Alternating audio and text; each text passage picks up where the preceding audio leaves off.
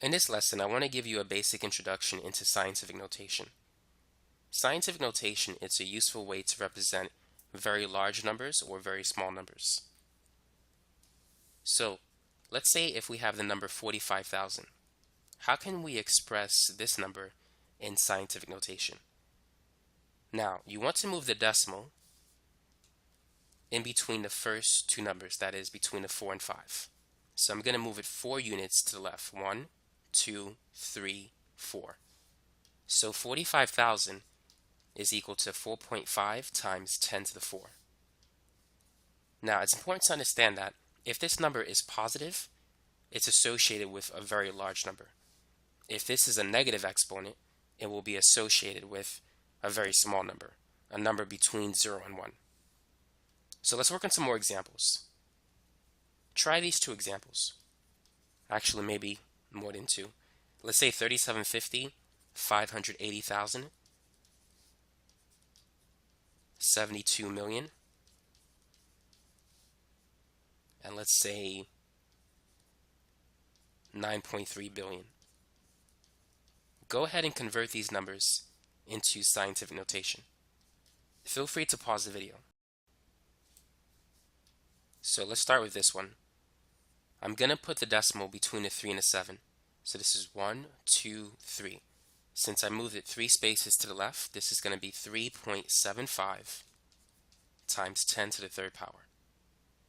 And that's pretty straightforward. Now let's move on to the next one.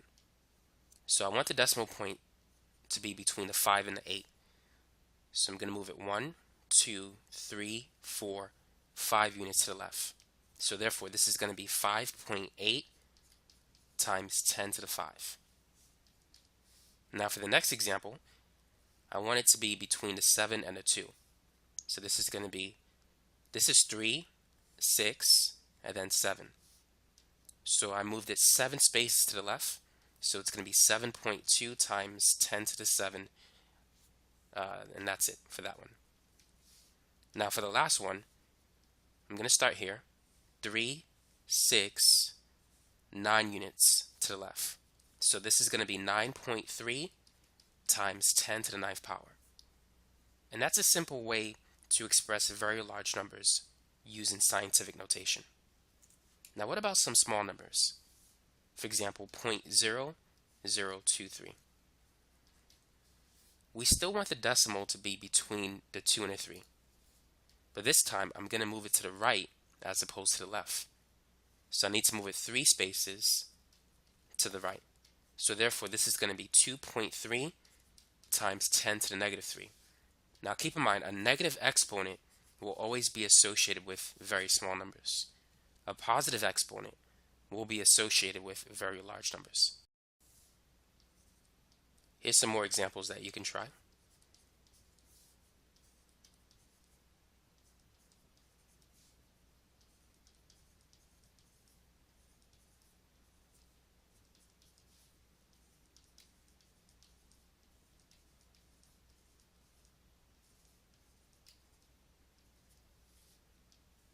So go ahead and try those examples. So this is 3, 4 units. So this is going to be 7.6 times 10 to the negative 4. So anytime you have these decimal values, it's going to have a negative exponent associated with the scientific notation number. So for this one, I got to move it 2 units to the right.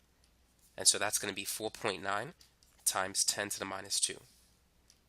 Now for the third example, this is 3, 6, 7.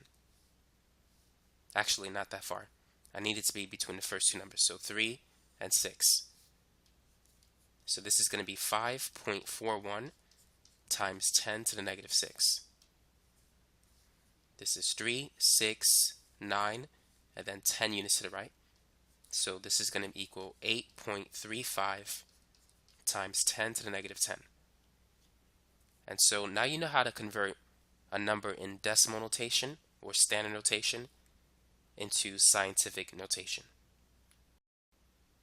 Now let's switch it up a bit. Let's work on converting a number from scientific notation to standard notation. So let's say if we have 2.4 times 10 to the 2. what is this equal to? Now keep in mind that we said that if we have a positive exponent, it will be associated with a larger number. So we need to increase the value of 2.4. So should we move the decimal to the right or to the left? To increase the value, we need to move it to the right. So we have the number 2.4, and let's add some zeros to it. So we're going to move it 2 units to the right. So therefore, this is going to change to 240. And that's the answer. Now, if you think about what this expression means, 10 squared, that's 10 times 10, which is 100. So this really means 2.4 times 100, which is 240. And so you could see it that way if you want to as well. Let's try this example. 3.56 times 10 to the third power. So we need to move the decimal 3 units to the right. So this is 1, 2, 3. So we need to add another 0. So therefore, this is going to be 3,560. So 10 to the third means that, well, 10 times 10 times 10, that's 1,000 with 3 zeros. And 3.56 times 1,000 is 3,560. Go ahead and try these two examples. 4.27 times 10 to the 5, and also 3.96 times 10 to the 7.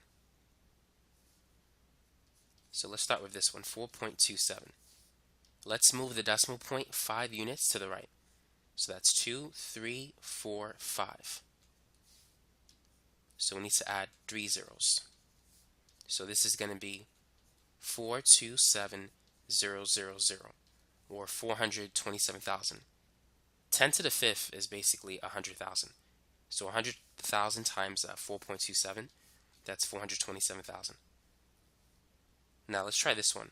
So we have 3.96, and we need to move the decimal point 7 units to the right. So 1, 2, 3, 4, 5, 6, 7. And so we need to add 5 zeros. So the answer is going to be 396,000,000. So that's 39,600,000. Now let's work on some examples with negative exponents. So a negative exponent is going to be associated with a small number. So this time we need to move to the left. So let's move 3 spaces to the left. 1, 2, 3. So we need to add 2 zeros. So therefore this is going to be 0.0037. Let's try this example. 4.16 times 10 to the negative 5. So we need to move 5 spaces to the left. 1, 2, 3, 4, 5. So this is going to be 0.0000416. Now let's work on a mixed review. Go ahead and convert the following numbers into scientific notation. Let's see if you remember how to do this.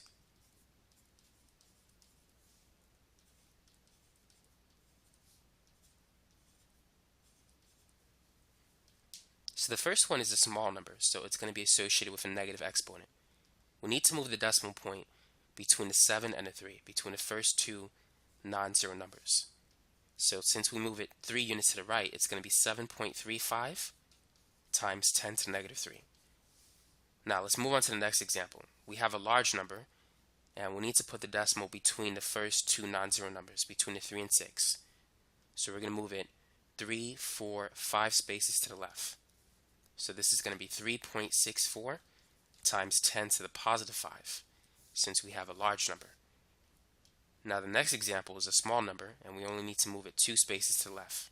So this is going to be 1.5 times 10 to the minus 2. And for the last example, we have a large number, and we're going to move it 3 spaces to the left. So this is going to be 2.8 times 10 to the 3.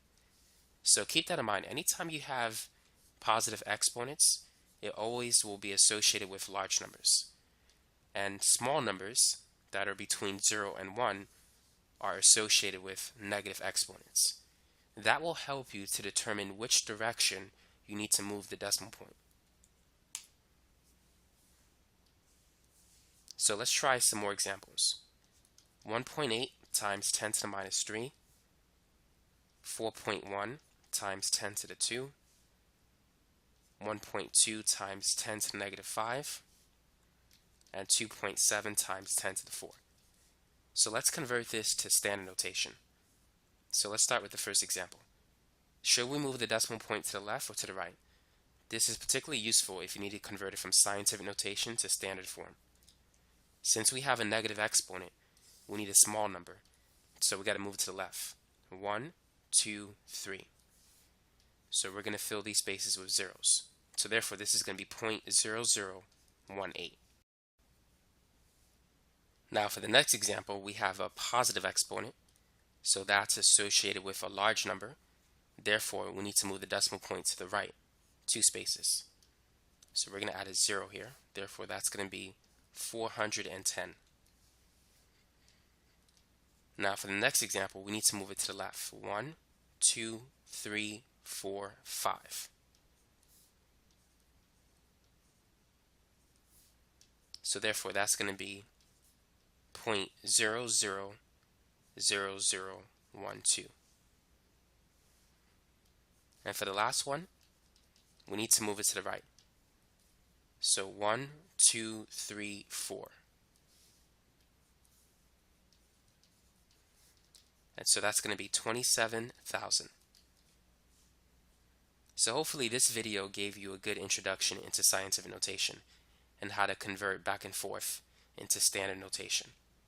So thanks again for watching.